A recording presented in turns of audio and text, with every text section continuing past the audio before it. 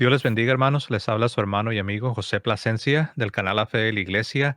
En esta ocasión, trayendo para ustedes un programa muy especial y tenemos como invitado a el profesor Rafael de la Piedra Seminario que nos está acompañando desde Lima, en Perú. Profesor, bienvenido. ¿Cómo está? Muchísimas gracias, José, gracias por la invitación. Encantado de estar en la transmisión de La Fe de la Iglesia para un tema tan apasionante como es la Sábana Santa de Turín. Así es, estamos honrados de que haya aceptado nuestra invitación y bueno, estoy seguro que será de mucho beneficio para toda nuestra audiencia, para todos ustedes, hermanos y amigos que nos acompañan, que no conocen al profesor Rafael de la Piedra Seminario. Les estaré proporcionando algunos datos sobre su persona. Bueno, el profesor Rafael de la Piedra Seminario es magíster en teología dogmática por la Facultad de Teología Pontificia y Civil de Lima. También él es miembro del Comité Científico de la Universidad Regina Apostolorum de Roma y del Centro Mexicano de Sindonología CMS. Y como ya lo mencionó el profesor, él estará compartiendo con nosotros acerca de este tema tan apasionante para muchos, particularmente para él, que lo ha hecho el objeto de su estudio por ya años. Y estaremos hablando de la sábana santa de Turín. Así es de que, sin más, voy pues dar la oportunidad a que Rafael, el profesor Rafael, nos dé una pequeña introducción. Lo primero creo que sería, ¿qué es la Sábana Santa? ¿De qué estamos hablando? Y para poder entender eso, habría que describirla. Entonces yo quisiera a ver si podemos ver la sábana como tal para entender que en verdad más que una sábana estamos hablando de una enorme tela horizontal. Si podemos poner en imagen la tela para que los que estén observando y acompañando este programa puedan entendernos perfectamente. Esta es la presentación de la tela. La siguiente, por favor, donde vemos la tela y sus características. Perfecto. Vamos a ver entonces que es un enorme lienzo extendido que mide 4,41 de largo y 1,13 de ancho. Estas medidas, si ustedes van a ver los diversos libros, informaciones o páginas de internet, varía mucho y después del cambio de tela y de las reparaciones que se hicieron el año 2002, pues cambió y se extendió un poco más, por decirlo de esa manera. Es exactamente las medidas de 4 a 8 codos, que era una medida que se usaba en el Medio Oriente. ¿Cuánto pesa? 1 kilo, 123 gramos aproximadamente. ¿Y qué es lo que vemos en esta enorme tela? Vamos a ver varias características. Lo que más llama la atención son dos líneas horizontales, que las vemos aquí, son unas líneas paralelas, producto de un incendio ocurrido en 1532 en Chambéry, una ciudad de Francia. Después explicaremos un poco al hablar del recorrido histórico, cómo llega a Turín actualmente y por qué se llama la Sábana Santa de Turín, porque está en la ciudad de Turín, al norte de Italia, ¿no? Por otro lado, tenemos también unos triángulos muy claros que vemos en la parte superior y en la parte inferior, productos también de este incendio de 1532. Vemos también marcas de sangre. Después, cuando veremos las imágenes un poquito más ampliadas, son imágenes de sangre que recorren todo la extensión de la Sábana Santa, y la figura central es la de un cuerpo extendido con los brazos entrecruzados en la parte delantera. Es un cuerpo desnudo con todas las características de un crucificado, pero de manera particular con todas las características de lo que Jesús sufrió en su pasión y en su crucifixión. Esta es la parte frontal, aquí está el rostro, y vemos la parte dorsal, ¿no? La espalda, los glúteos, las piernas y las plantas de los pies totalmente ensangrentados. Entonces tenemos, para resumir, tenemos esta imagen de quemaduras, tenemos imágenes de sangre y también de suero sanguíneo. Tenemos también unas imágenes que nos expliquen de agua, porque la Sábana Santa en los momentos, en las vicisitudes de su historia, se usó agua para apagar el fuego del incendio de 1532. También tenemos unas pequeñas marcas triangulares en dos partes de la Sábana Santa, que ciertamente estuvieron antes de 1192 y que posiblemente fueron hechas para marcar la Sábana Santa, para probarlas, etcétera, etcétera. Por último, la imagen más impresionante es la de un hombre desnudo, crucificado a la usanza romana del siglo I, y que calza perfectamente con todas las informaciones que encontramos en los evangelios, en los relatos evangélicos. Eso es más o menos un poco la descripción de esta sábana. Es de un lino, una tela muy fina del Medio Oriente, hecho de una particular tejido, una sarga particular que tiene el nombre de espiga de pez o espina de pez. Espiga de trigo, perdón, o espina de pez. Entonces, esa es una especie de pequeña introducción de lo que vamos a hablar ahora, ¿no? Así es. Gracias por esta descripción. Bueno, para aquellos que no tenían una imagen mental de la sábana santa de Turín, yo creo que después de presentar estas imágenes ya estarán recordando. Es un tema bastante popular, incluso hay documentales, pero bueno, yo creo que han ya traído a sus mentes qué es la sábana de Turín de la cual estaremos hablando, ¿no? Bueno, viene la pregunta a la mente, profesor Rafael, y es la siguiente, ¿no? Usted ya básicamente nos ha dado esta descripción gráfica de qué es la sábana santa de Turín, pero digamos ahora, ¿cuál sería la importancia que viene a tener ah, esta sábana santa de Turín para todos nosotros los cristianos, sobre todo pues desde la perspectiva científica, ¿no? ¿Qué es exactamente o dónde radica el valor y la importancia de esta sábana santa de Turín? Es una excelente pregunta porque estamos hablando, ante todo, de un objeto. Es un lienzo, un enorme lienzo, que ha sido estudiado desde muchísimos años. Comienza a estudiarse desde la primera fotografía que se hizo en Turín. Un abogado turinés aficionado a la fotografía, estamos hablando de finales de 1800, toma una fotografía y lo que descubre es algo asombroso. A partir de ahí, la ciencia comenzó a interesarse, porque claro, era un objeto piadoso que se mostraba, se exponía durante momentos particulares, ¿no? Especialmente cuando llega a Turín en el año 1578. Sin embargo, siempre fue considerado como objeto solamente piadoso, ¿no? Como hay muchos en la Iglesia Católica, ¿no? Una reliquia, ¿no? Pero hay muchas en la Iglesia Católica, muchas auténticas, también hay muchas que son falsas, ¿no? Sin embargo, al ser un objeto de estudio científico, comenzó a cobrar un enorme interés para su estudio.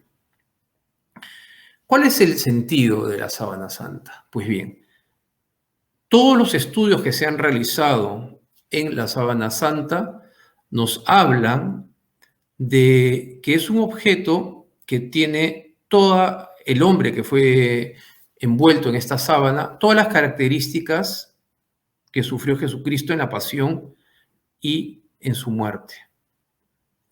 Por lo tanto, si el objeto es auténtico, y para eso vamos en este diálogo a ir desarrollando varias ideas, estaríamos hablando de la sábana que cubrió a Jesús cuando murió y que dejó una impronta.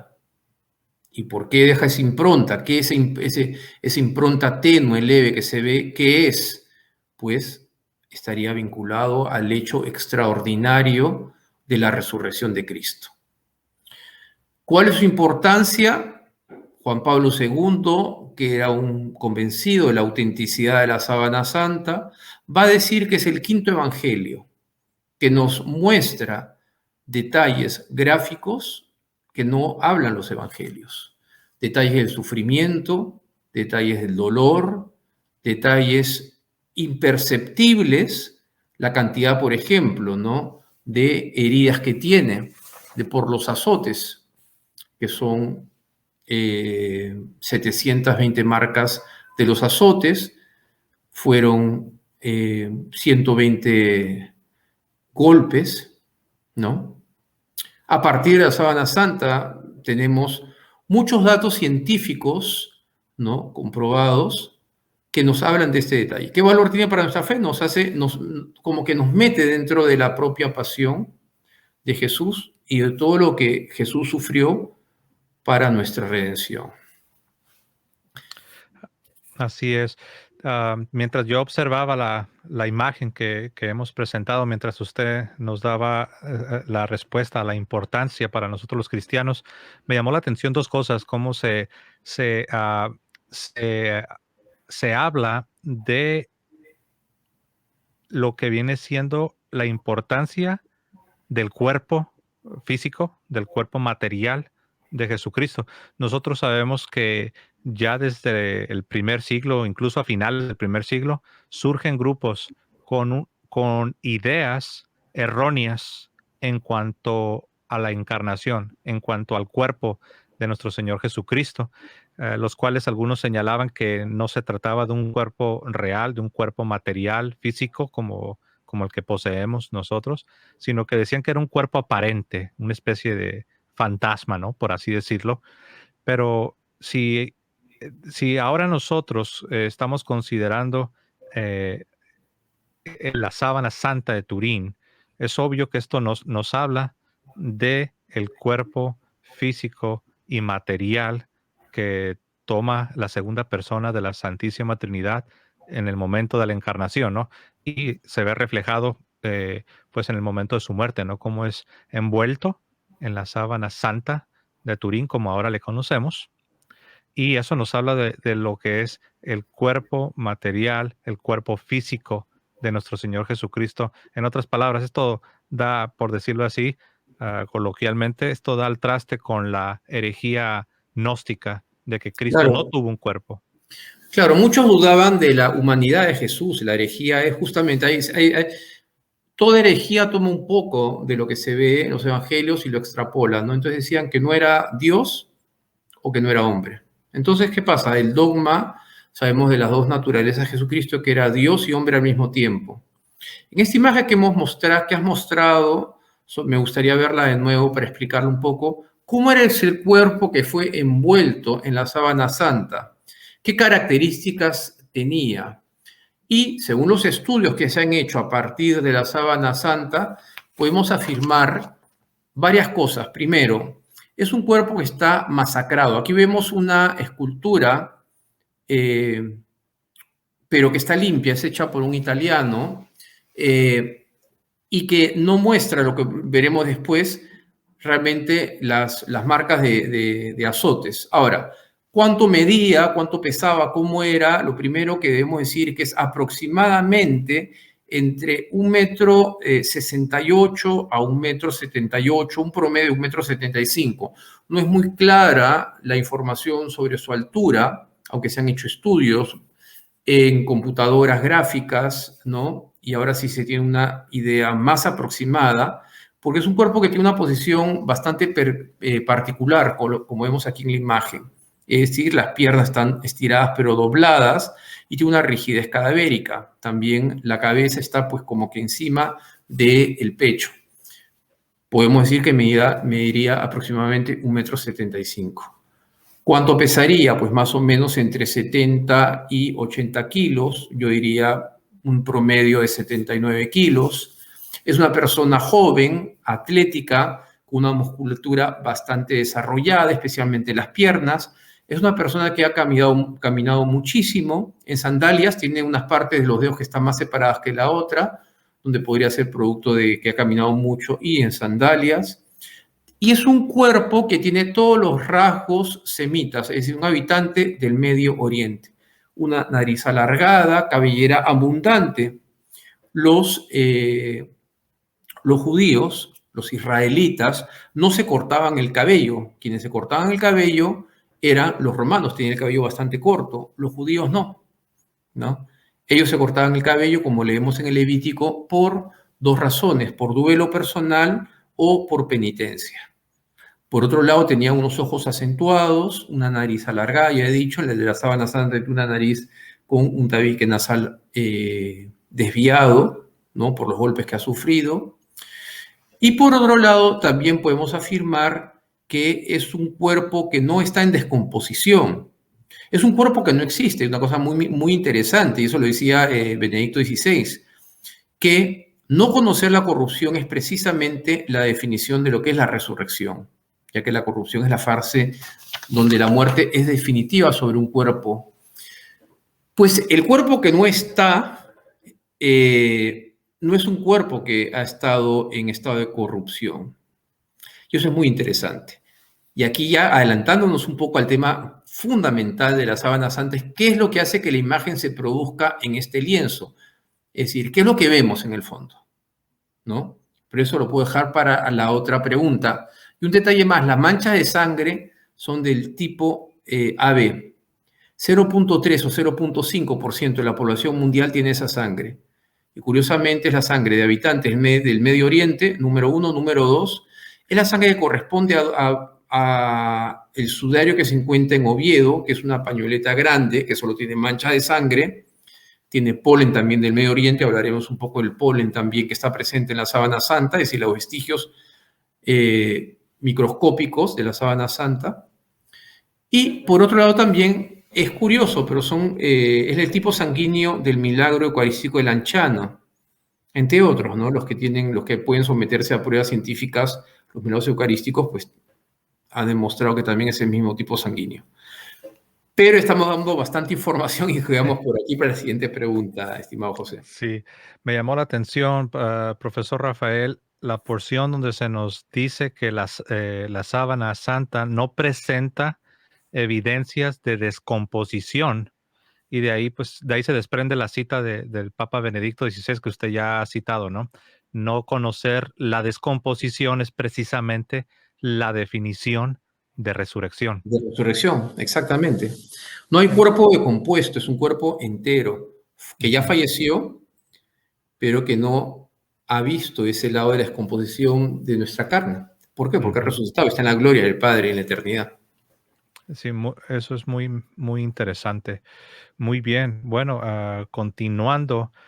Bueno, creo en parte usted ya ha respondido a la pregunta que tengo, que tenía preparada, ¿no? Precisamente era qué se conoce de la persona que estuvo en esa sábana y ya la ha respondido. Así es de que, bueno, podemos ir a la siguiente. Y es una pregunta tal vez ya un poco teológica, pero que sin duda tiene una cierta relación. Es sobre el relato del Evangelio, profesor, donde se nos dice precisamente antes del Señor Jesucristo ir a su pasión, se nos describe al Señor Jesucristo en el huerto del Getsemaní y se nos dice que estaba en oración en un momento pues de mucha intensidad y dice que sus gotas de sudor caían a tierra como grandes gotas de sangre. Aquí la pregunta es si esto tiene alguna relación con la sábana santa de Turín y si hay algo que los estudios científicos nos han arrojado, ¿no? Que tengan que ver con con este evento. Es una muy buena pregunta, porque cuando yo hago las exposiciones, las conferencias sobre la sábana santa, menciono este pasaje. Y la pregunta que uno tiene que hacerse es, ¿quién escribe sobre esto? Solamente un evangelista, que es Lucas.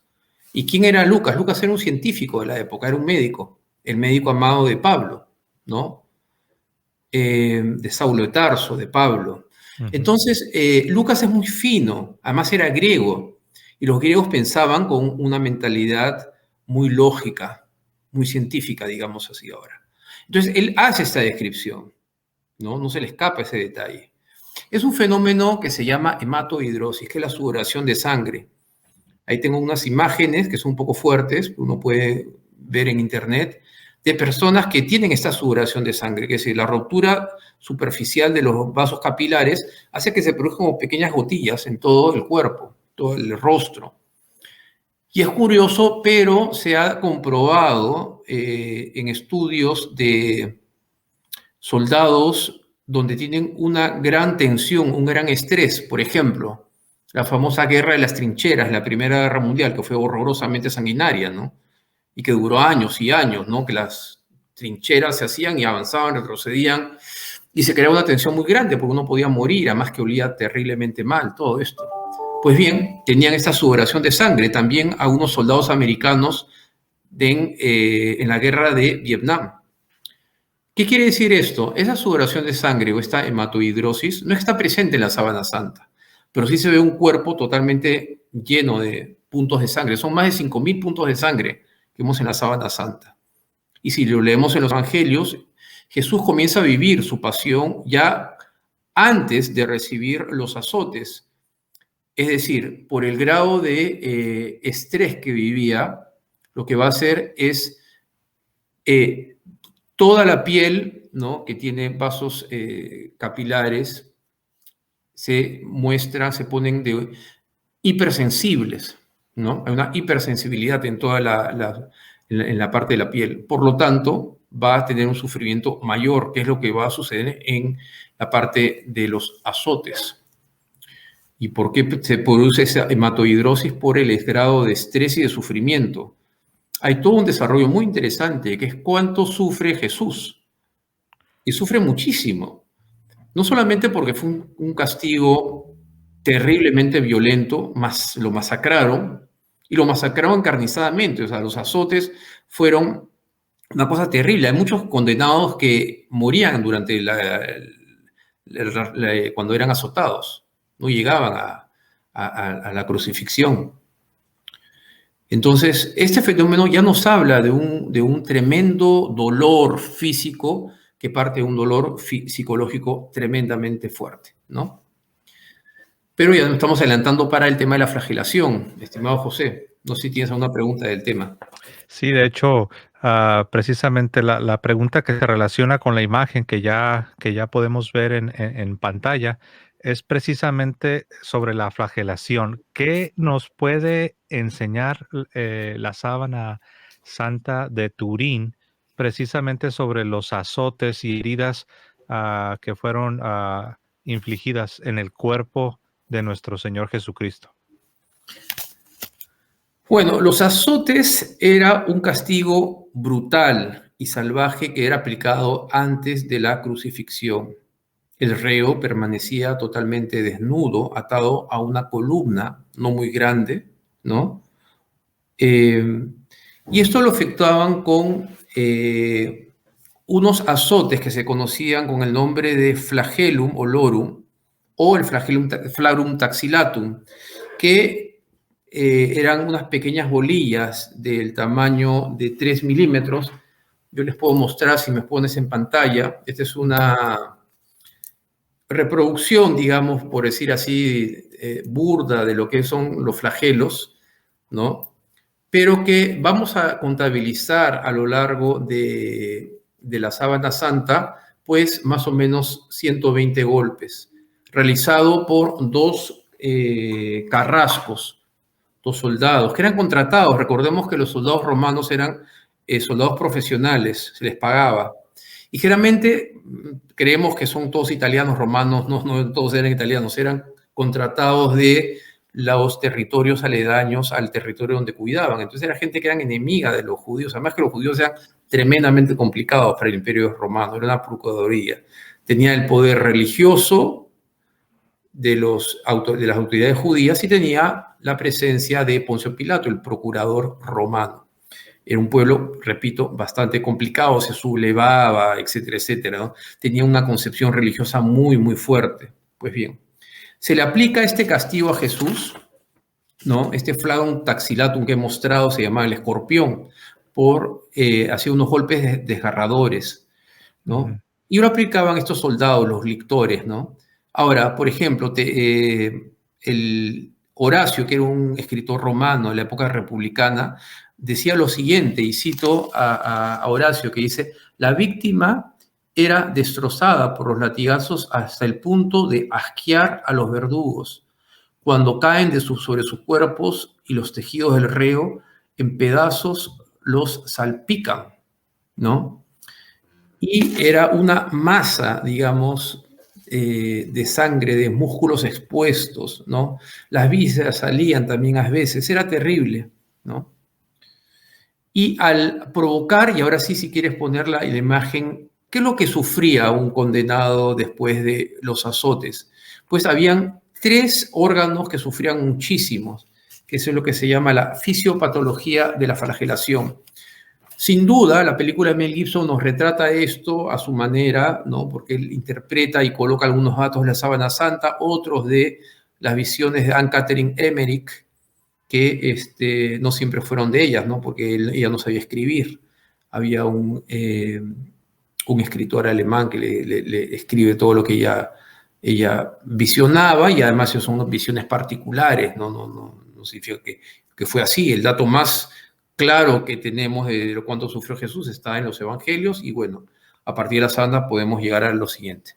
Hay tres órganos vitales que sufrieron mucho, o sea, la parte externa totalmente llagado, destrozado. Después yo voy a pasar una imagen de lo que es una reproducción de la espalda y todo el cuerpo totalmente ensangrentado de Jesús. Pero detengámonos en tres órganos vitales: corazón, pulmones y riñones. ¿Qué es lo que va a suceder? Los músculos comienzan también a descomponerse, hay una intoxicación constante, ¿no? Pero el corazón, que está recubierto de una membrana, que es el pericardio, ¿no? Al tener una contusión fuerte, comienza a llenarse de líquido, que puede ser suero sanguíneo, puede ser suero, perdón, o puede ser sangre. Y va a tener una serie de trastornos de ritmo, en el ritmo cardíaco, ¿ok? Una arritmia en el ritmo cardíaco. Va a comenzar a funcionar de manera deficiente. Vamos a los pulmones. Los pulmones tienen una capa, también una membrana, que es el hemotórax, ¿no? Que se va a llenar de sangre o puede ser agua, y evidentemente eso es producto, en el caso de Jesús, de los golpes que recibió. Por otro lado, los riñones también van a sufrir, porque los riñones van a ser esos filtros, van a filtrar la sangre, pero son riñones que las cavidades corporales pues están destrozadas, entonces hay una insuficiencia renal, y eso va a crear un desequilibrio fundamental, ¿no? Ese desequilibrio se rompe. Entonces, es una sangre que ya llega a todo el cuerpo de una u otra manera acidificada, no purificada, y todos los órganos comienzan a funcionar mal. ¿Por qué? Porque se rompe este equilibrio que nosotros tenemos en la sangre. Entonces vamos a tener un cuerpo pues bastante dañado externamente e internamente, ¿no? Eso es más o menos lo que podemos decir. Entonces ya hay un cuerpo muy, muy debilitado cuando comienza a cargar a la cruz, que es lo que viene a continuación, ¿no? Así es. Muy bien. Bueno, primero lo vamos a traer de regreso.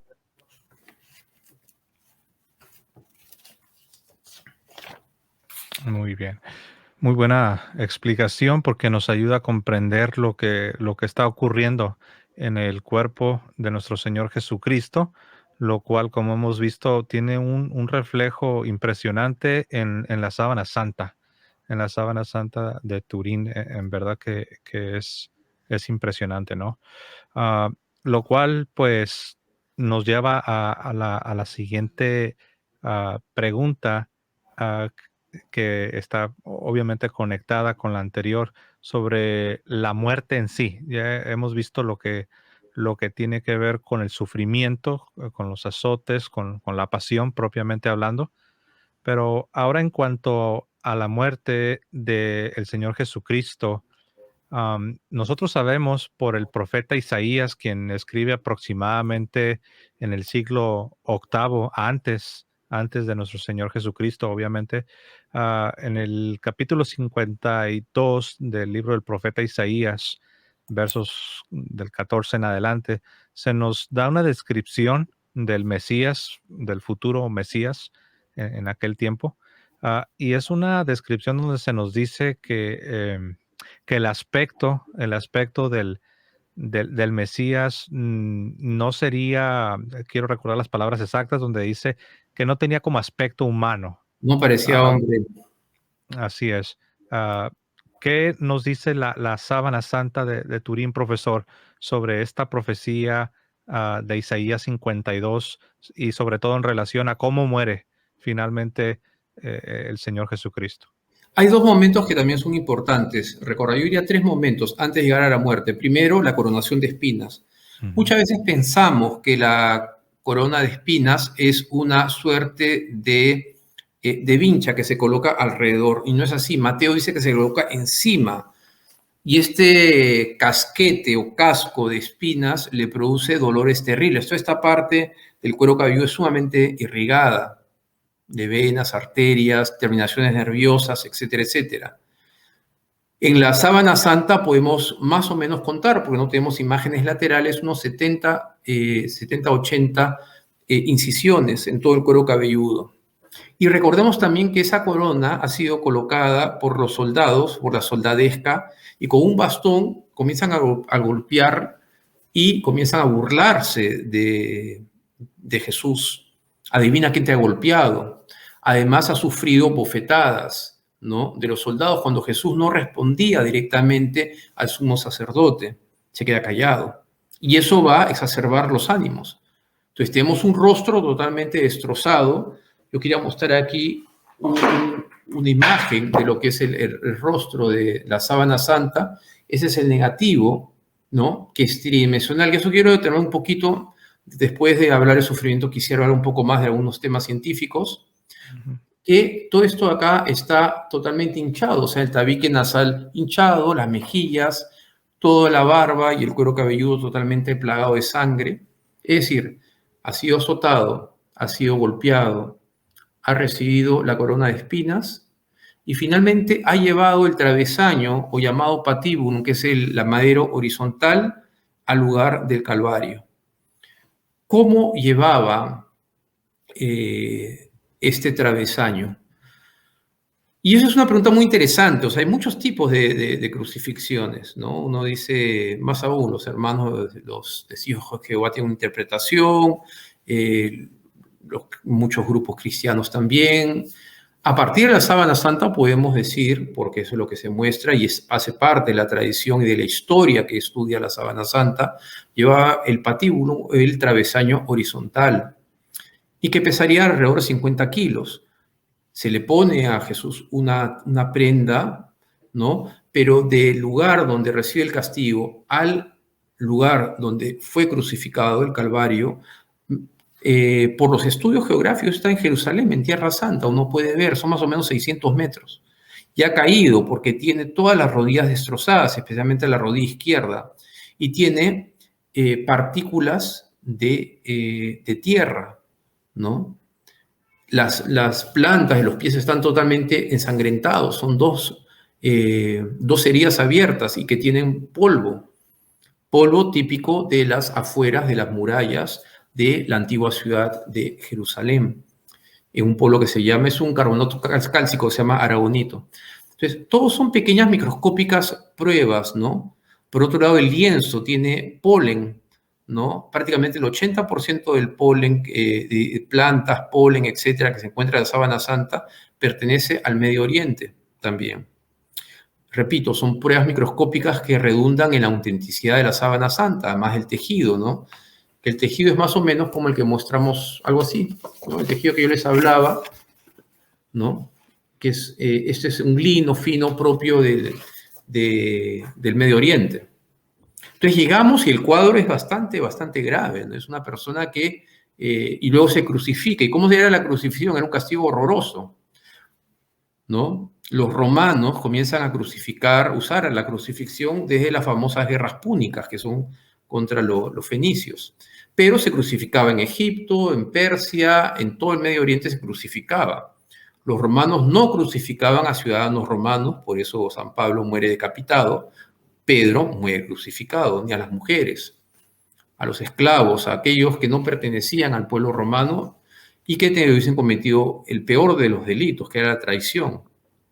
que es una de las acusaciones a Jesús, es eso, es un traidor. Tú eres el rey de los judíos, le pregunta Poncio Pilato. Y por 3 veces, según el Evangelio de San Juan, lo quiere liberar. Entonces llega al Calvario y es crucificado. Y es crucificado y se le coloca, según la sábana santa, según los vestigios, un clavo de este tamaño. Se llaman clavitravales, eran unos clavos enormes, ¿no? Y que pasaban la base de la mano, en un espacio aquí, que se llama el espacio de Stott. ¿Por qué? Por una mancha que tenemos aquí de sangre que está visiblemente en la sábana santa.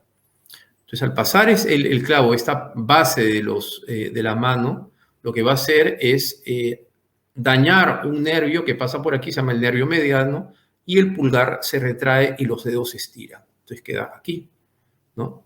Pasa la base y queda así.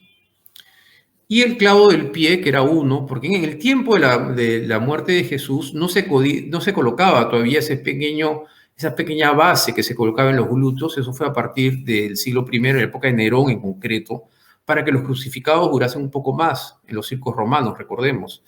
Era un espectáculo dantesco. Y el clavo de los pies era un poco más largo, entre 15 a 20 centímetros de largo, y pasaba por el segundo o tercer paso de los huesos del pie, los huesos metatarsianos.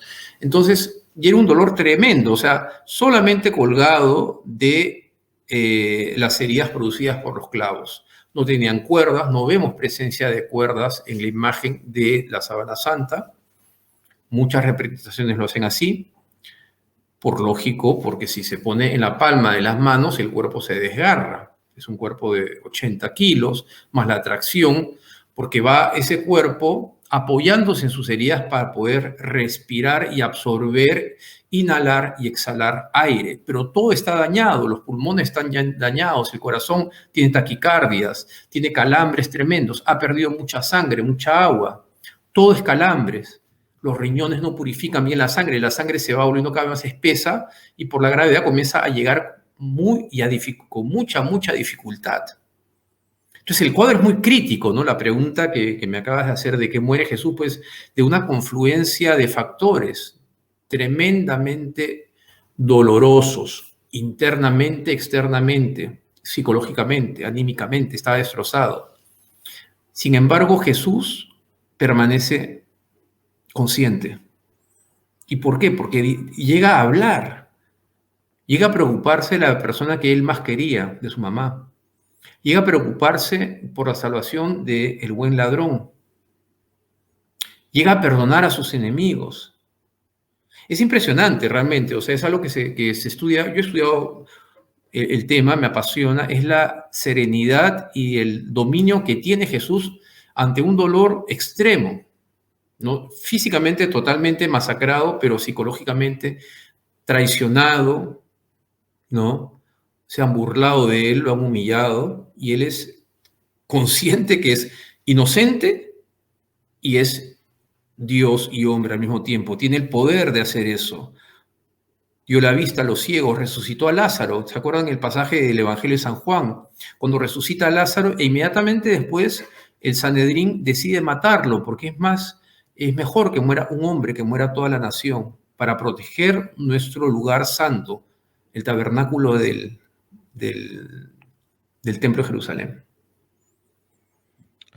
Así es, y me venía a la mente mientras escuchaba esta descripción que hace de el sufrimiento, ¿no? La magnitud y cómo en medio de ese sufrimiento, pues todavía él tiene la, la, la templanza, la fortitud, obviamente no, en su voluntad.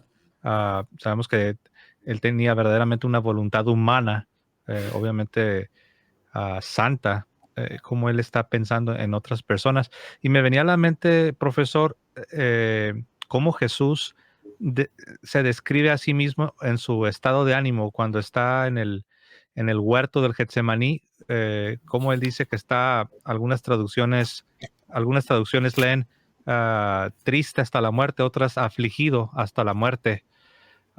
Y muchas veces nos enfocamos en la parte cruenta, en los azotes, en los golpes que recibió, pero ya desde la noche anterior, ¿no? Él dice, estoy afligido hasta la muerte, ¿no? Así es. Am, Así es, la verdad que Veamos pues verdaderamente. la imagen, José, me quedé pendiente a tu pregunta sobre la profecía de Isaías. Yo Ujú. quiero compartir pantalla ahora, lo voy a A hacer, ver.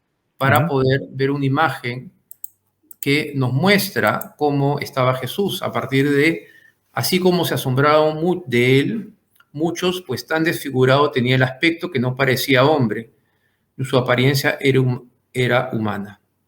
Otro tanto se admiraba a muchas naciones. Esta es una imagen muy, muy fuerte, ¿no? Hecha por un escultor español, Miñarro, Juan Manuel Miñarro, que tiene todas las características que encontramos en la sábana santa. Se dan cuenta que es un cuerpo totalmente ensangrentado, destrozados, con el casco de espinas, ¿no? Y se ha descubierto qué planta podría ser la que hizo, la cual produjeron este casco, la Gundelia cunteforti, ¿no? O sea, hay un estudio científico del polen que se encuentra fundamentalmente en el rostro. Por otro lado, la cantidad de azotes y de marcas que cubren todo el cuerpo. Era un cuerpo que estaba desnudo, porque era una forma también de humillar a la persona que era crucificada. De hecho, nosotros le ponemos un paño a Jesús, ¿no? Un paño decoroso, ¿no? Eh, pero un cuerpo que estaba destrozado, que estaba humillado, ¿no? Y hay una humillación, o sea, estar desnudo en la cruz ante todo el mundo, ¿no? Era un castigo tremendamente humillante, estresante, terrible, ¿no? Y vamos a ver las tres heridas que vimos aquí, que era en las palmas de las manos y en los pies. Y finalmente, cuando Jesús muere, ¿no? Y la pregunta, pues, ¿de qué muere Jesús? Y yo quisiera leerles de un libro que es muy bueno, del doctor José de Palacios Carvajal, que es un médico español. Él dice lo siguiente, él hace una especie de certificado de defunción, y dice, doctor José Palacios, doctor en medicina, certifica que Jesús de Nazaret, de 33 años, hijo de José y María, ingresa ya cadáver al hospital, ¿no? Es una especie de certificado médico, imagina que hubiese ingresado al hospital, ¿no? Debido a un politraumatismo por lesiones múltiples y de repetición que han provocado hemorragias abundantes y un hemotórax derecho, ¿no? Los pulmones totalmente llenos de sangre, dificultad para respirar, todo ello se da lugar a un shock traumático irreversible en el que están presentes tres factores que han provocado la muerte. El factor hipovolémico, lo que dijimos, ¿no? Los pulmones llenos de sangre, esa membrana que recubre los pulmones llenos de sangre y de suero. El nervioso, los nervios totalmente dañados, y el tóxico, se va intoxicando cuando va respirando. Todo ello complicado por una insuficiencia respiratoria mecánica, ¿no? Y una insuficiencia cardíaca. Entonces, vamos a tener un cuadro muy complejo en el crucificado. Yo he leído muchas veces que hay una teoría que tuvo un infarto, pero yo me tiendo a pensar más como el doctor en este libro, que se los recomiendo, que se llama La Sábana Santa, estudio de un cirujano, de José de Palacios Carvajal. Es muy bueno, hay muchos libros muy interesantes, hay unos libros que no son tan buenos. Y finalmente, la lanza al costado derecho, que es algo así como esto que vemos aquí, es una lanza que pasa el quinto y el sexto espacio intercostal. Los romanos quieren certificar que Jesús ha muerto y murió, acuérdense, después muy rápido. Bueno, estaba totalmente destrozado. Los otros ladrones se les quebraron las piernas, el fémur de la pierna, para que puedan caer y mueran inmediatamente, pues no tienen cómo respirar. Jesús ya no. Entonces se pasa en el lado costado del cuerpo de Jesús esta lanza, ¿no? A usanza de las lanzas romanas. Evidentemente estos señores son expertos en hacer realizar este acto, que certificaba la muerte de Jesús. Y eso crea una profunda, una huella de sangre que está en la sábana santa y que podemos verla, que mide más o menos 15 centímetros de largo, que tiene sangre y suero sanguíneo. Es decir, destrozó todo el tejido que pasaba, tejido externo, pulmones, etcétera, hasta llegar a esta membrana que recubre el pericardio, que recubre el corazón. Sale la lanza y sale con un chorro muy grande de sangre. Sale sangre y suero sanguíneo.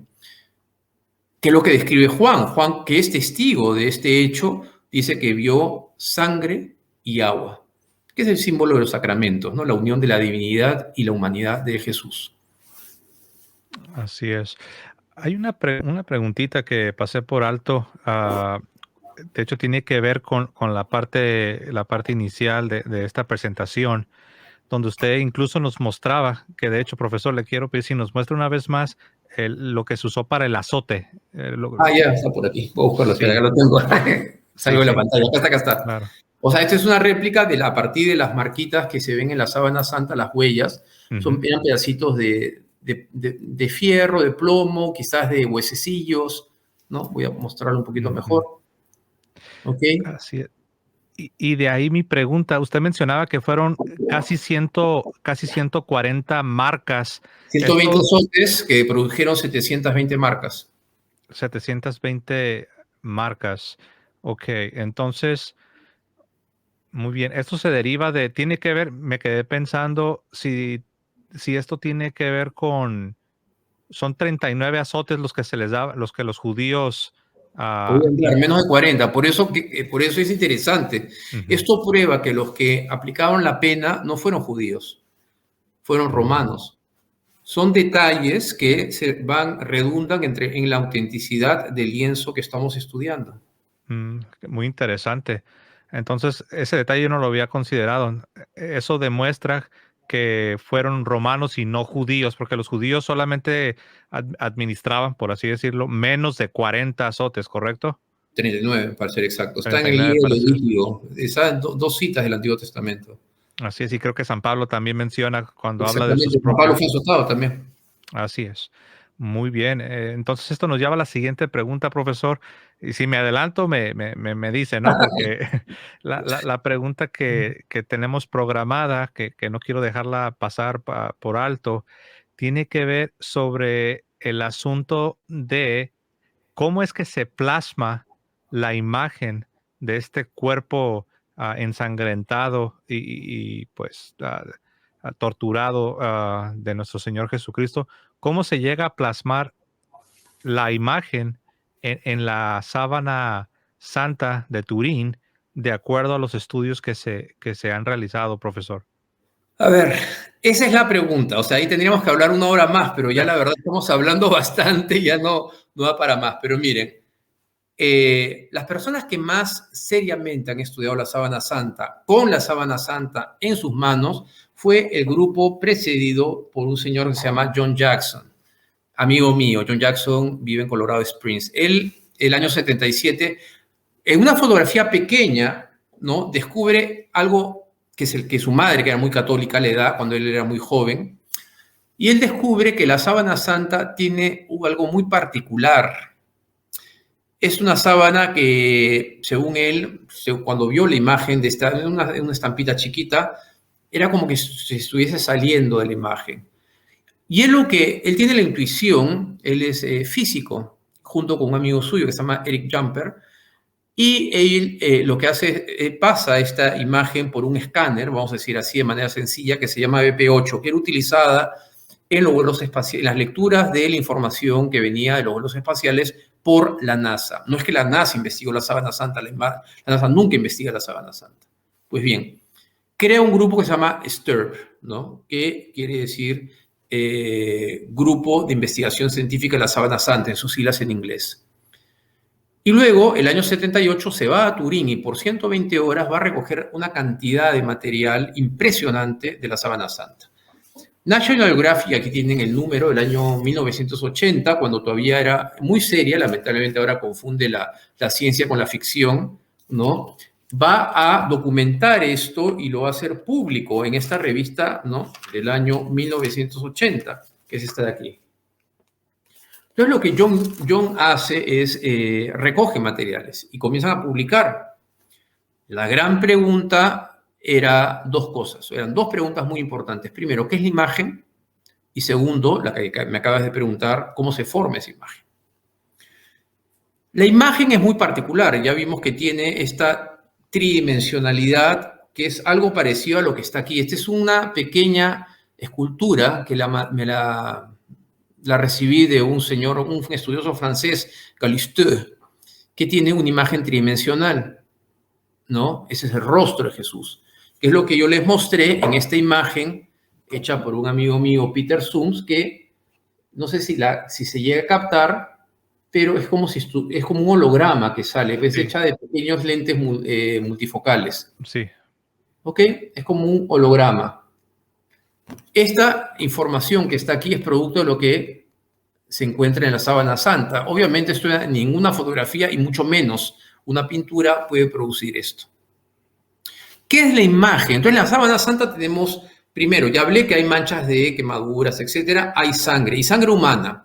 Y sangre humana particularmente en los lugares donde tenemos arterias y venas, ¿no?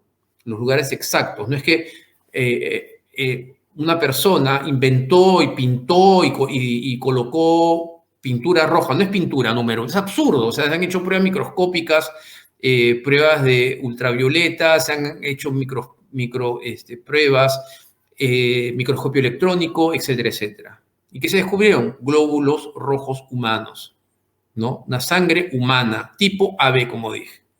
Rica en bilirrubina porque es un cuerpo que ha estado muy golpeado y la bilirrubina se produce cuando hay dificultad para, no quiero hacerlo muy largo, pero transmitir, llevar el oxígeno a los tejidos del cuerpo humano. ¿Ok? Todo va sumando y si podemos quedar a hablar, que hablaríamos 3 horas, pero vamos poco a poco.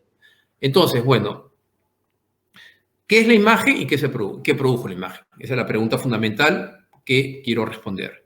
La imagen primero, no es pintura. Segundo, no es quemadura. Tercero, es una imagen muy superficial en las fibras que estuvieron en contacto con el cuerpo. Las fibras del lino, yo ya les mostré lo que es un lino. Este es una muestra pequeña de lino que es exactamente igual de la sábana santa, ¿ok? Es muy fina, dura mucho, dura en el tiempo, se perpetúa en el tiempo el lino bastante bien. Y la imagen solamente está en la parte superficial, es decir, la que estuvo en contacto con el lienzo. La sangre no, la sangre se empapó, es un cuerpo lleno de sangre, como ya hemos visto, traspasa la tela y la imagen se produce en un segundo momento. Hay sangre y después está la imagen. Es decir, entonces en la tela tenemos la sangre que empapa y traspasa la tela, pero después está el cuerpo. El cuerpo ha sido producido por un proceso de oxidación, ¿no? Y de reducción de la presencia del agua en las fibras superficiales del lino. Las fibras son como el tamaño del grosor de un cabello humano, que están así como que entretejidas, ¿ok? Y sobre la que estuvo en contacto con el cuerpo ha perdido coloración. ¿Y por qué ha perdido coloración? Porque ha perdido agua, ¿no? Entonces le cambia la coloración. Viene la pregunta. Ok, entonces hemos descrito más o menos, es una imagen que se comporta como un negativo fotográfico, a partir de la primera fotografía de 1891. Es una imagen, tiene características tridimensional, es superficial, es estable, no es pintura de ninguna manera, no es un cuadro hecho por Leonardo da Vinci como lamentablemente a veces escuchamos en los programas esto de History Channel o National Geographic. No es así, es absurdo. ¿Qué puede producir esta imagen tenue, superficial, que tiene características tridimensionales y negativo fotográfico? ¿Cuál es la respuesta? No se sabe. Yo puedo elaborar una teoría, sí, es lo que yo voy a decir ahora. Mucha gente, yo he escuchado y he leído muchísimo, yo estoy en este asunto desde el año 92 más o menos, fue una especie de radiación. El problema de la radiación es que hay 4 tipos de energía: la energía atómica leve, la energía atómica fuerte, la electrostática y la fuerza de la gravedad. Ok. Yo no puedo inventar una energía. Yo no puedo decir es una energía radiativa, que el cuerpo de Cristo se volvió totalmente luz y eso hace que se impregne en la tela. Bueno, ya, pero eso no existe, pues. Es un milagro portentoso. Bueno, ok, vamos a ver si es un milagro, evidentemente. Pero sí podemos entonces afirmar que la tela, y eso lo dice John Jackson y lo decía también el padre Manuel Carrera, español que ya falleció, estudioso de la sábana santa. La tela ha formado la imagen que es muy tenue, pero muy detallada, tiene distancia y tiene detalle. ¿Por qué? Porque ha estado en contacto con este cuerpo que ha emitido una energía que no sabemos qué energía es. El padre Carrera hablaba de una energía localizante, pero que, imagínate que esta es la tela, mi mano es la tela, ¿ok? Ha caído por la fuerza de la gravedad y este cuerpo se va desvaneciendo. John Jackson dice se vuelve mecánicamente transparente, que la verdad es que no es muy fácil explicar eso, porque un cuerpo que se vuelve mecánicamente transparente no existe. Pero sale del tiempo y el espacio. ¿Y por qué digo eso? Porque esa es la definición que está en el Catecismo 646 y ahora entro en el tema de la fe.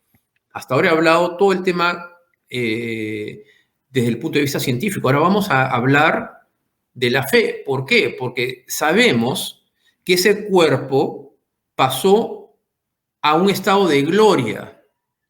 ¿Y eso, José, cómo se llama? La resurrección de Cristo. Resurrección. O sea, está vinculado esta tela al momento máximo de la vida de Jesús, que es la resurrección. Vence a la muerte. ¿Pero qué significa? Y me remito al Catecismo 646, o sea, léanlo en su casa. Cristo sale del tiempo y del espacio y está en la gloria eterna del Padre, en un cuerpo glorioso. ¿Qué es salir del tiempo y el espacio? ¿Qué es el tiempo? Bueno, tenemos que leer filosofía, pero es la sucesión de instantes y de momentos. ¿Y qué es el espacio? Lo que ocupa mi mano. Definir el tiempo y el espacio es muy difícil. ¿Qué ocupa mi mano? Un espacio, ¿no? Y generalmente se define como la distancia equidistante entre los otros cuerpos, o sea, se define por la visión negativa y no lo que es. Pero si sale mi mano, ¿qué ocupa mi mano? ¿Qué queda? Entonces, ese cuerpo que sale del tiempo y espacio ya no ocupa más un tiempo y un espacio, ese cuerpo glorioso de Cristo, ese cuerpo que se va saliendo. Entonces, la sábana que envuelve ese cuerpo cae y al entrar en contacto con esa energía que es muy tenue, no sabemos cómo, porque no ha dañado la fibra, no hay quemadura, hace que pierda y que adquiera esa tridimensionalidad, esa figura que envuelve este cuerpo. ¿Alguna vez se ha logrado esto científicamente? No y sí. No porque tengan un cuerpo que resucitar y envolverlo y ver qué pasa, porque la ciencia lo que hace es reproduce ciertos hechos para que puedan evaluarse. Imposible. Sin embargo, un laboratorio del norte de Italia, ENEA, lo que hizo fue bombardear una tela de lino con rayos láser de alta densidad. Y sí consiguió cambiar, decolorar las fibras de lino sin quemar la fibra. O sea, rayos láser de alta densidad a mucha velocidad, ¿no? Consiguió eso. Ahora pregunto, ¿un cadáver puede hacer eso? No. No existe nada parecido a la sábana santa de Turín. Nada, no existe nada, un objeto no existe. Y estos señores dijeron, estaba Di Lázaro, si no me equivoco, que era uno de los científicos que comandaba este grupo de investigadores. Es imposible que pues un cuerpo anatómicamente perfecto, lo que vemos en la sábana santa de Turín. Entonces, tenemos la ciencia que puede escribir lo que vemos. Y tenemos la fe que nos da esos datos que le faltan a la ciencia, donde unimos el elemento de la resurrección, que es científicamente indemostrable. Porque la ciencia reproduce ciertos hechos, elabora teorías y después leyes para cerrar lo que es, y así avanza la ciencia, en hipótesis, prueba, hipótesis, conclusiones, y va reproduciendo esto, ¿no? Se fundamenta en la observación de fenómenos evidentemente reproducibles y observables. La fe, no, la fe es creer tú lo que está aquí, en lo que Dios te ha revelado, y lo crees, ¿por qué? Porque está en la Biblia y porque está en el depósito de la fe, en la revelación y la tradición, perdón. Entonces se une el elemento, y fíjate qué interesante, que es la definición que dijo Benedicto XVI, o sea, la no corrupción es la prueba de la resurrección, la no corrupción del cuerpo. ¿Por qué? Porque el cuerpo no está corrupto, salió del tiempo y del espacio, no está descompuesto, salió del tiempo y del espacio. Entonces, no sé si queda un poco claro. Yo creo que hay mucho que investigar, hay mucho que abrirse a lo que la ciencia nos puede decir. Es Turín y es la Iglesia Católica, es el Papa, que es el dueño por el custodio de la Sábana Santa, la familia de Saboya, que fue dueña de la Sábana Santa. No hemos hablado nada de la historia, que podríamos hablar horas, pero será motivo de otra entrevista, si es que no, si te parece a ti. Claro, Pero claro. eh, Juan Pablo II recibe de donación la Sábana Santa y ahora es el pontífice, el Papa Francisco, el propietario, digamos, de la Sábana Santa, ¿no? Y el custodio es el arzobispo de Turín. En Turín hay un comité científico, hasta hace poco fue el profesor Bruno Barberis, gran amigo mío, el que era el presidente de este comité científico. Y evidentemente hay un tema que no hemos hablado, que es el carbono 14, que es todo un tema que es una piedra en lo que es el descubrimiento de todos los descubrimientos científicos sobre la Sábana Santa. Ahí tenemos en pantalla precisamente lo que se relaciona con lo del el carbono 14, la prueba que se le aplicó, ¿no? Que nos lleva a la siguiente pregunta, ¿no? Usted ya habló de entre comillas, por decirlo así, este tropiezo, ¿no? En el estudio, en los diversos estudios científicos que se le han aplicado a la Sábana Santa de Turín. Sabemos que, si no me equivoco, a finales de los 80 se hicieron unas pruebas en ciertos laboratorios, en particular la prueba del carbono 14, donde, de acuerdo a los resultados que se arrojaron, según estos investigadores, ellos datan a la Sábana Santa en la Edad Media, y según esto, los escépticos lo han utilizado para tratar de demeritar lo que creemos, ¿no? Que esta es la sábana con la cual ha sido envuelto el cuerpo de nuestro Señor Jesucristo, no en la Edad Media, obviamente, sino en el año 33 de nuestra era. ¿Esto es así, profesor? Sí, efectivamente. Lo que pasa es que ya desde antes del grupo STURP, o sea, del año 78, se buscaba hacer una prueba científica sobre la datación de la antigüedad de la tela. No se hacía, ¿por qué? Porque eso significaría destruir una parte muy significativa de la tela. Eso la Iglesia no lo quería hacer y no lo podía permitir. Sin embargo, después de insistir y cuando el método se va perfeccionando en cuanto al tamaño de la muestra, pues se realiza el año de 1988 y se mandan 3 pequeñas muestras del lado superior izquierdo que está en pantalla a 3 laboratorios, ¿no? De Oxford, de Tucson en Estados Unidos, Inglaterra, y en Zurich en Suiza. Y aplicando el mismo método de datación, porque ahora hay varios tipos para datar un objeto antiguo, el resultado salió el año que la tela es del año 1260, 1390 después de Cristo, es decir, siglo XIII y siglo XIV. Entonces la pregunta es, ¿qué pasó? ¿No? Y aquí tenemos un patamar de posibilidades. Vayamos a lo más concreto y a lo más fácil de entender. Lo primero es que el 10% de todo lo que se encuentra en la Sábana Santa es producto de contaminación que ha sufrido a lo largo de toda su historia.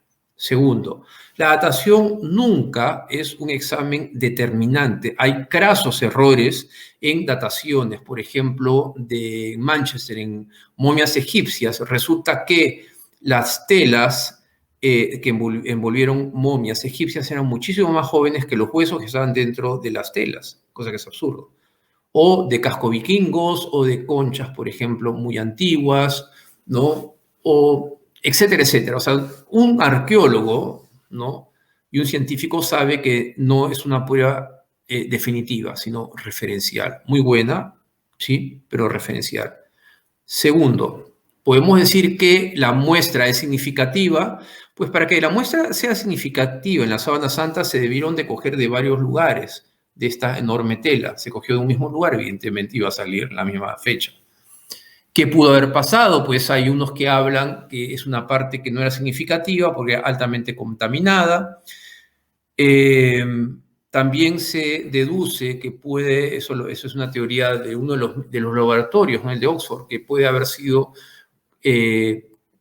contaminada por el incendio en 1532, que elevó la cantidad de carbono en las fibras. Y hay otra teoría que nos habla de que puede haber sido un surcido medieval. ¿Por qué?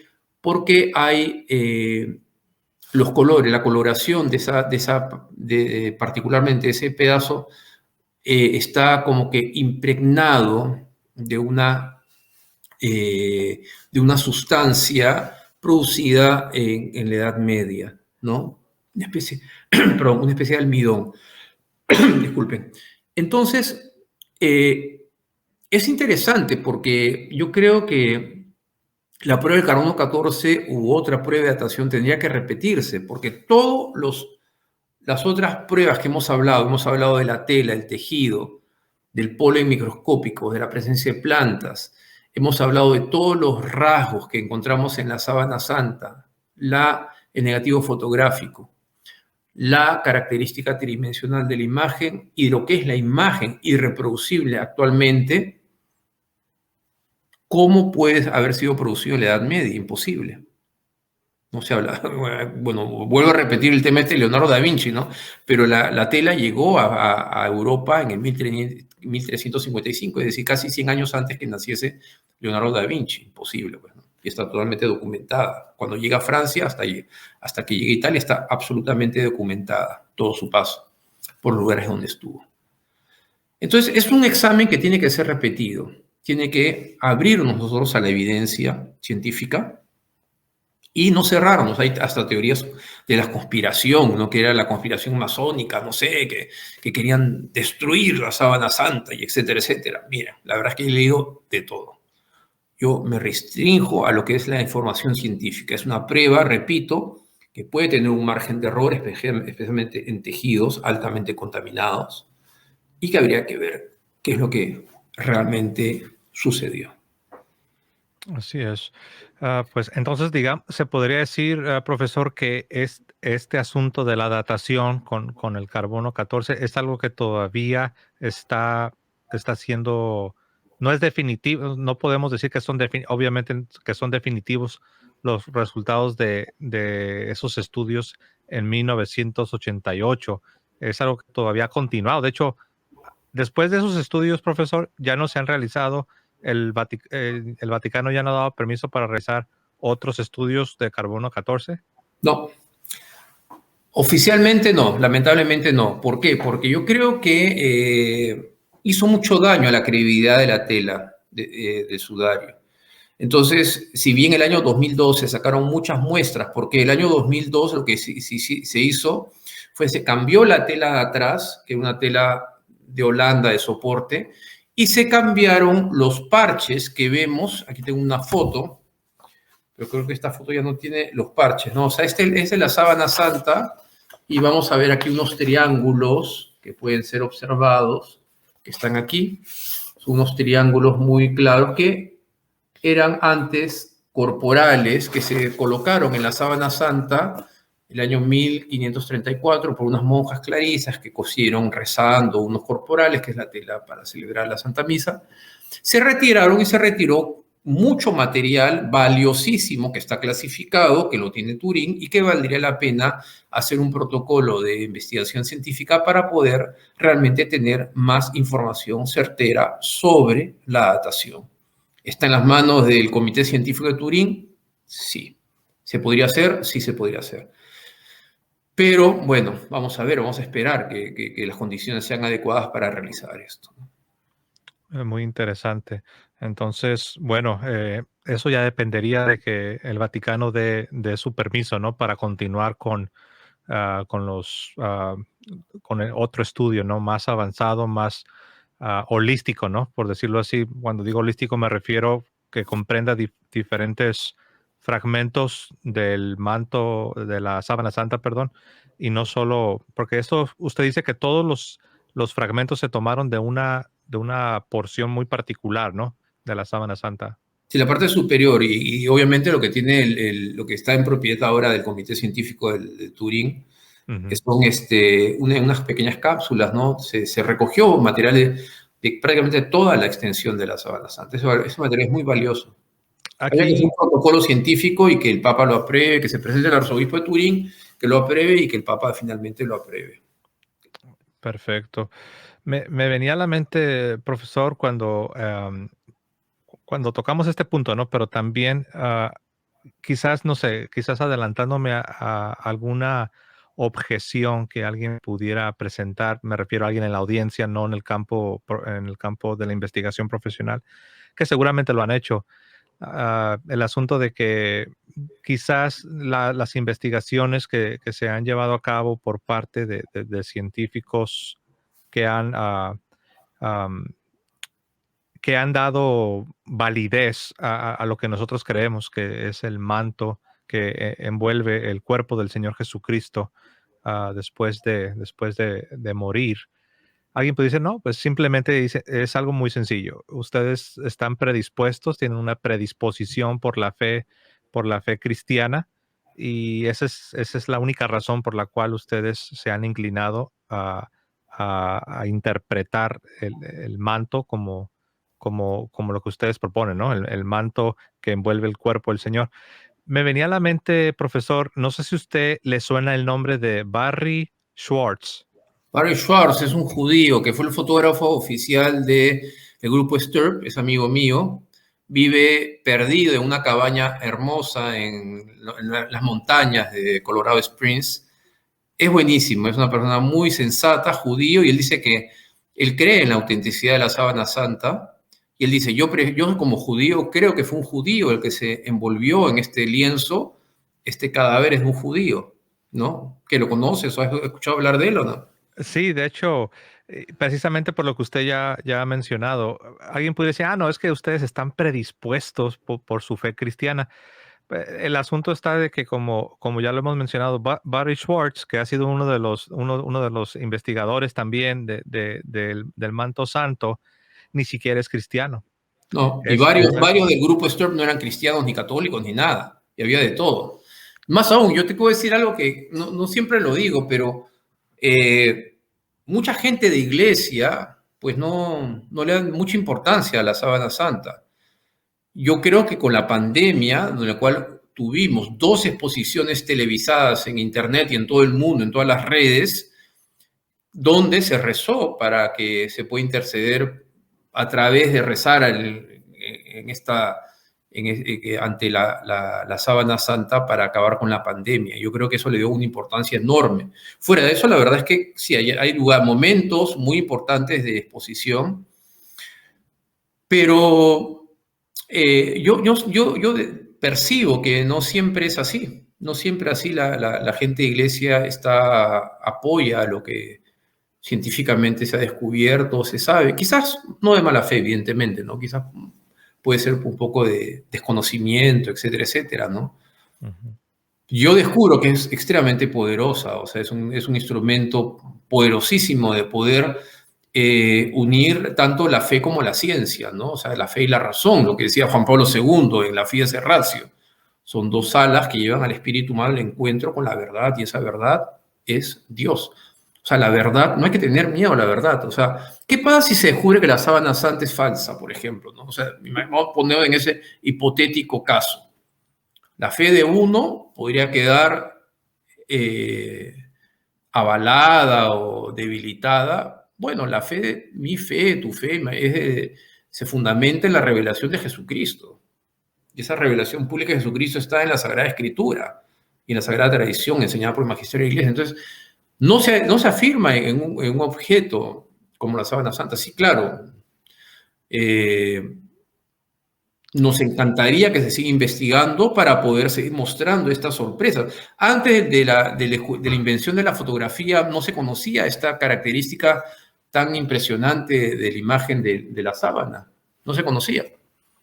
Igualmente, la tridimensionalidad era un concepto totalmente inimaginable en la Edad Media. Inimaginable, ¿no? O sea, y ahora tenemos Sí, las impresiones 3D, entendemos lo que es la tridimensionalidad a partir de que ya lo vemos, ¿no? De muchas formas, ¿no?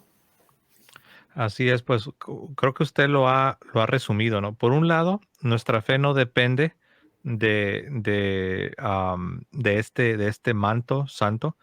Nuestra fe depende de la revelación como nos ha llegado por la Sagrada Tradición, la Sagrada Escritura, enseñada por el magisterio de la Iglesia. Pero también me gustó lo que dijo en anticipación a este comentario, cuando usted dijo que no debemos ignorar lo que es o sea, somos cristianos, aunque nuestra fe no depende de una investigación científica o de que se compruebe la veracidad del manto santo de Turín, pero al mismo tiempo no podemos esconder como la avestruz, ¿no? La cabeza No, debajo. para nada, porque eso sería en el fondo negar que la razón, recuerda lo que decía Santo Tomás de Aquino, ¿qué cosa es la verdad? Adequatio ratio a la res, o sea, a las cosas. Nuestra mente, nuestra razón es capaz de conocer la realidad.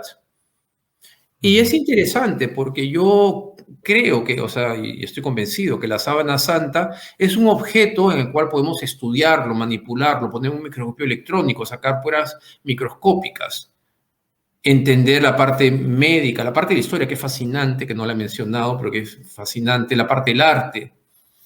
Es decir, es un objeto a ser estudiado con la razón y está muy bien. Dios nos dio esa capacidad, no existirían pues esos aparatitos que a veces queremos botarlo porque nos condena mucho, que esos aparatitos que son los celulares o la computadora. Estamos hablando gracias a la tecnología y eso está muy bien, ¿no? Claro, se pueden hacer cosas bárbaras también con estos aparatitos, sí, sin duda, ¿no? O sea, la bomba atómica Hiroshima-Nagasaki es prueba de ello, ¿no? Y eso lo habla muy bien el Papa. Hay un pasaje bellísimo, el Papa Benedicto ante la sábana santa, que habla sobre eso, ¿no? Cuando fue a Turín, siendo Papa. Entonces, no hay que temer a la verdad os hará libre, dice Jesucristo. Para mí es un leitmotiv de mi vida. La verdad te hace libre, te compromete, te hace libre. No hay que temer a la verdad, hay que temer a la mentira, Amén. hay que temer al pecado, a la mentira, sí, a la falsedad, pero la verdad te hace libre. No hay que tener miedo, o sea, por eso no hay que tener miedo a aproximarnos a la sábana santa con toda libertad, al contrario. Así es. No, pues ha sido realmente muy, muy emocionante. Estoy seguro que no soy el único que puede decir esto. Estoy seguro que toda nuestra audiencia se sentirá igual, estar escuchando todo lo que usted nos ha compartido referente a este manto santo de Turín, ¿no? Para aquellos que se preguntan, ¿quién es este Barry Schwartz que ustedes mencionaron? Que como ya lo dijo nuestro invitado, profesor Rafael, es colega y amigo de él. Él tiene una entrevista para los que sean bilingües, tiene una entrevista, está en las redes sociales, que le hicieron en un programa de EWTN. Es más, seguramente la tendrán doblada, estoy seguro que sí la podrán encontrar. La hizo padre Pacua, el Paco. padre Pacua, así es, jesuita. Muy buena, sí, claro. Así es. Por si alguno se quedó pensando, ¿quién es este judío que dices que no es ni cristiano y está convencido de que este manto es algo real, ¿no? Que no se trata de alguna invención? Pues bueno, ya les di una pista, ¿no? Si quieren buscar un poco y sirve que escuchen también la opinión de otro experto, colega también del profesor Rafael. Muy bien, profesor Rafael, lo voy a dejar que diga, no sé, sus palabras finales y ya para despedir el programa. Bueno, te agradezco por haberme considerado para poder dar en esta pequeña conversación que, bueno, se ha prolongado y que está, la verdad, el tiempo pasa rápido. Yo muy contento de poder llegar a tantas y tantas personas a través de este medio. Agradezco mucho la deferencia y por otro lado, creo que, como dije al final, o sea, no hay que tener nunca miedo de lo que creemos, ¿no?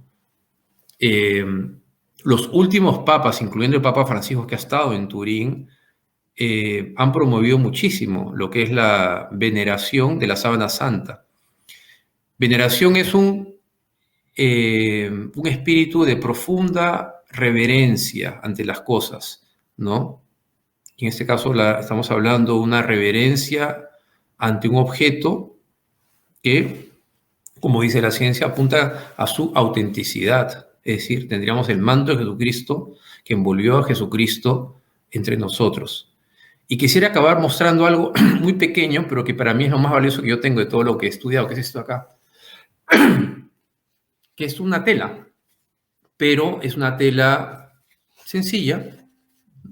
Es una tela en la cual reposó la sábana santa original después de un incendio, pero una parte de la historia de la sábana santa que no comenté, donde prácticamente casi se pierde, ¿no? Y cuando la abrieron para ver si estaba intacta, y gracias a Dios estaba intacta, pues la colocaron encima de esta pequeña tela que estoy mostrando, ¿no? Entonces, sería, pues, si es una reliquia de la pasión, esta sería también una reliquia por contacto. Wow. Creo que nuestra fe se alimenta mucho de lo que podamos nosotros adherirnos, y adherirnos de corazón, pero también con la razón, ¿no? No hay que tener miedo a la verdad, ¿no? De ninguna manera.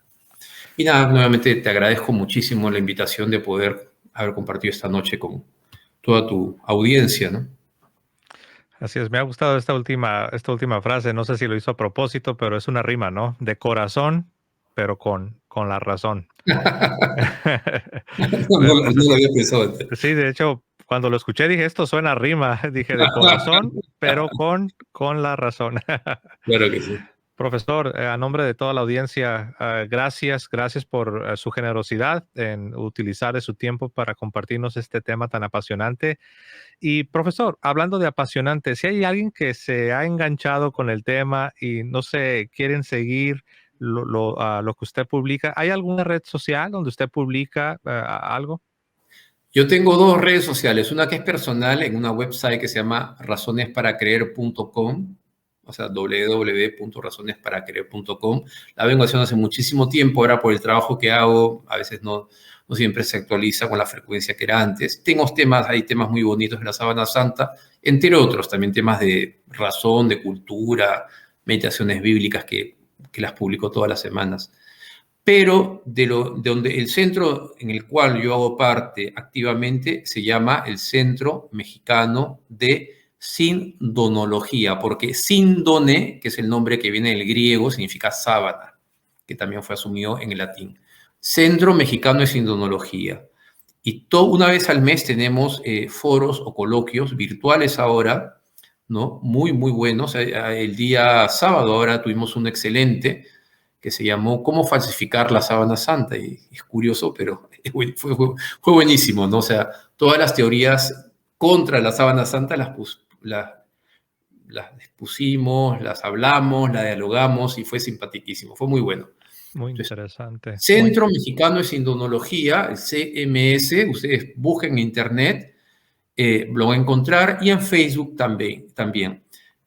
Todos los meses hay coloquios virtuales, foros virtuales, conferencias, hasta retiros durante la Semana Santa. Es un centro muy activo al cual yo pertenezco con mucho orgullo y mucha honra, ¿no? Y a México, tú eres mexicano, Dios quiera, el próximo año también estaremos ahí. Hay congresos también anuales o bianuales, dependiendo. Es muy activo, se los recomiendo muchísimo. Gente muy buena, Centro Mexicano de Sindonología. Pues ahí lo tienen, hermanos. Creo que nos ha dado una muy buena recomendación el profesor Rafael.